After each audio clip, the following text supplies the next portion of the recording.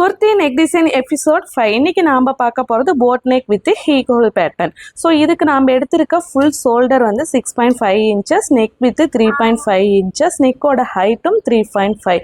So boat neck அப்படின்னா நாம் கொஞ்சம் மேலே ஹையாக தான் வைப்போம். ஸோ இதை நீங்கள் நல்லா நீட்டாக பாக்ஸ் பண்ணிவிட்டு இதில் போட் ஷேப் ஆம்கோ ஸ்கேல் வச்சு நீட்டாக வரைஞ்சி எடுத்துக்கோங்க.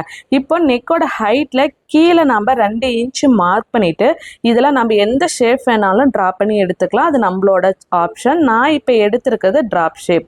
ஸோ இதை நீங்கள் கட் பண்ணி எடுத்தீங்கன்னா நாம் எக்ஸ்பெக்ட் பண்ணுற போட் நெக் வித் ஹீக் ஹோல் மாடல் கிடச்சிரும்.